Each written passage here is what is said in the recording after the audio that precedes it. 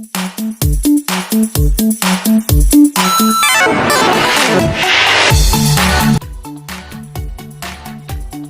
my wonderful viewers. You're welcome to the program Arise and Shine. Today, we are here again with another wonderful topic, part 5 of our great art, the Discrimination Against Persons Living with Disability Prohibition Act, titled Liberty, Right to Education, Health, and First Consideration in Queues, Accommodation, and Emergencies. My name is Steven. Don't forget to subscribe to this channel. Turn on the notification bell, like it and share so that other people will see it. This program will not make sense without you being there. Without wasting your time, let me run through the sections of part 5 of this great art. Section 16, subsection 1 says, a person shall not A. Employ, use, or involve a person with disability in begging. B. Parade persons with disability in public with intention of soliciting for alms. Or C. Use condition of disability as a guise for the purpose of begging in public.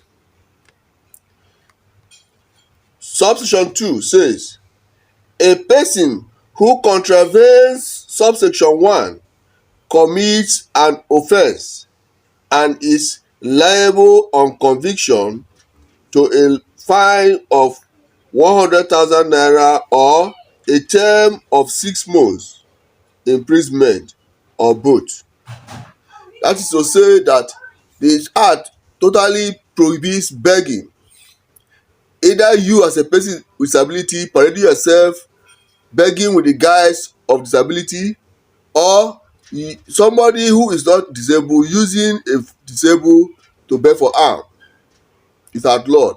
If you are caught and convicted, you are liable to pay 100,000 naira, or you go to 6 months imprisonment, or you pay the fine and as well go to jail. Section 17, subsection 1 says, a person with disability shall have an unfettered right to education without discrimination or segregation in any form. Subsection 2. A person with disability is entitled to free education up to secondary level. Subsection 3. The Commission shall provide educational assistive devices. Section 18. Subsection 1. All public schools, whether primary or secondary, shall be run to be inclusive of and accessible to persons with disabilities. Accordingly, every school shall have A. At least a trained personnel to cater for the educational development of persons with disabilities, and B. Special facilities for the effective education of persons with disabilities. Subsection 2. Braille, sign language, and other skills for communication with persons with disabilities shall form part of the curricula of primary, secondary, and tertiary institutions. I think this is very, very vital. I, as an individual, I believe that if sign language is inculcated into our curriculum right from the primary school, before you know, almost every educated person will be able to understand sign language, and life will be easier for persons who are speech and hearing impaired, because wherever they go, whoever they meet will be able to sign their language and they will understand each other. So that is very, very important. And also inculcating braille and other communicative devices in our school will also help the visually impaired, like the use of audio machines, audio recorder. All these things will help to make life more meaningful to the visually impaired. We're talking about inclusive society, and this cannot be achieved when all these things are not put in place. With this, I'm also calling on our state governors who are here to adopt and domesticate the Discrimination Against Persons with Disability Prohibition Act to please do that, because this will help us to fast track this development in their line of inclusion we are talking about. I know it is not too much for you people to do. Once the willingness is there, let's start it. Let's give it a try. It is worth doing. Pass the bill. Make it an act in your state or a law, whatever it's called. Then let the implementation commission begin to run with the persons with disability in the helm of affairs. Because it's only those that wear the shoe know where it pitches. Let's go to section 19. Section 19 says the education of special education personnel shall be highly subsidized. That is, anybody who wants to go to school to study special education, say their education shall be subsidized so that it will encourage people to go into that field and study. That is also a good one. Section 20. Government shall ensure that the education of persons with disabilities, particularly children who are blind, deaf, or with multiple disabilities, is delivered in the most appropriate language, mode, and means of communication for the individual, and in environments which maximize academic and social development. Section 21, subsection 1 says, government shall guarantee that persons with disabilities have unfettered access to adequate health care without discrimination on the basis of disability. Subsection 2. A person with mental disability shall be entitled to free medical and health services in all public institutions. Section 22, subsection 1 says, a person with mental disability shall obtain a permanent certificate of disability from the commission. Subsection 2 says, if a doctor suspects disability in the course of treatment of a person who before was not a person with disability, the doctor may, with the approval of the commission, issue a temporary certificate of disability which shall last for not longer than 480 days. Subsection 3. If the state of disability persists beyond 180 days, the commission, on the recommendation of a doctor, shall issue the person a permanent certificate of disability which shall last for as long as the state of the disability persists. Subsection 4 says, a person issued with a permanent certificate of disability is entitled to all rights and privileges under the Act. Section 23. A person who unlawfully issues or obtains a certificate of disability commits an offence and is liable on conviction to a fine of 200,000 naira or imprisonment for a term of 1 year or both. Section 24. A public hospital where a person with communicational disability is medically attended to shall make provision for special communication. Section 25. In all situations of risk, violence, emergencies, and the occurrence of natural disasters, the government shall take all necessary steps to ensure that safety and protection of persons with disabilities, taking cognizance of their peculiar vulnerability. Section 26, subsection 1. In queues, persons with disabilities shall be given first consideration and as such as much as possible be attended to outside the queue. Subsection 2. A person who contravenes this section commits an offence and is liable on conviction to a fine of 50,000 naira or a term of 6 months imprisonment or both. Section 27.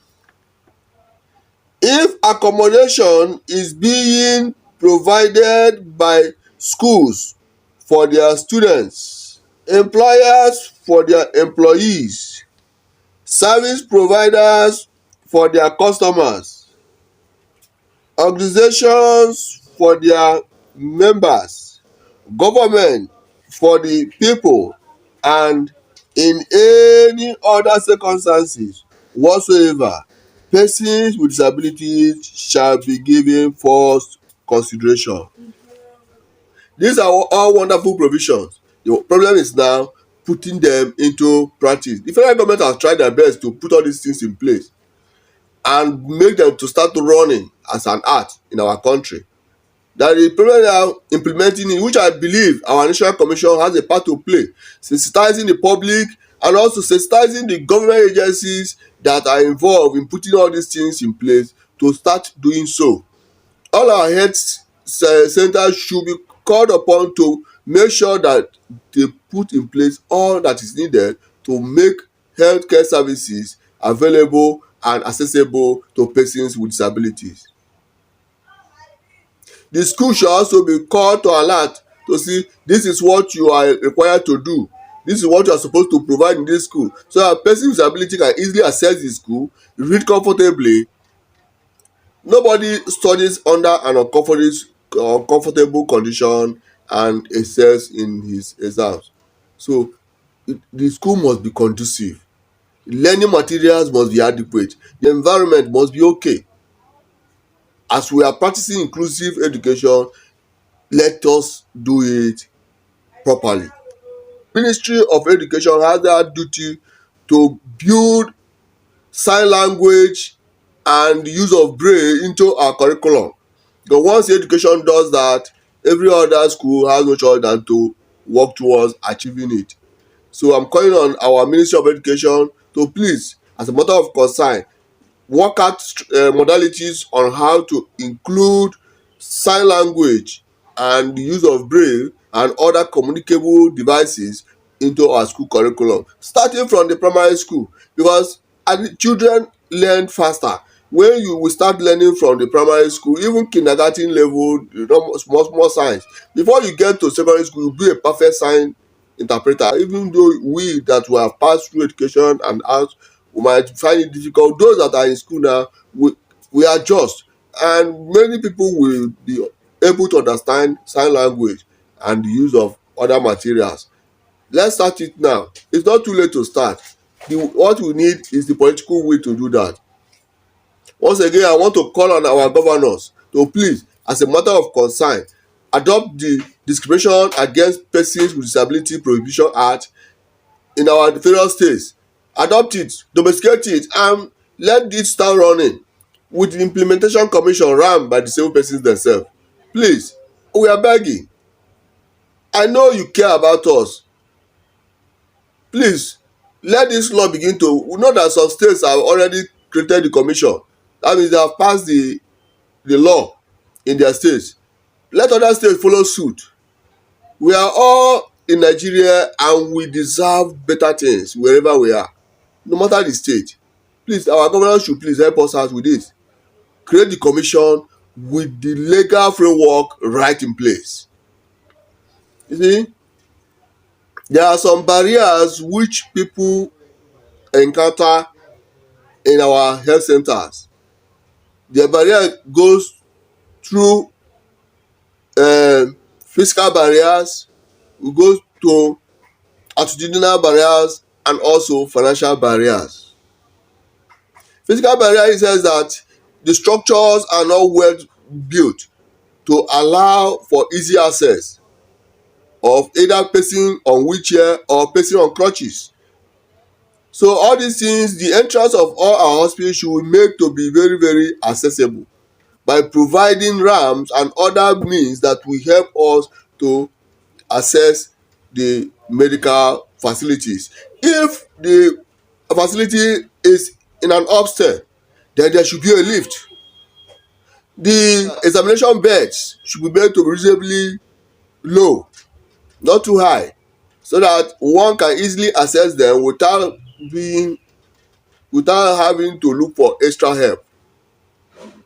Also, attitudinal barriers should be removed in the sense that personnel who have good knowledge of the special need of person with disability should be placed in our hospitals.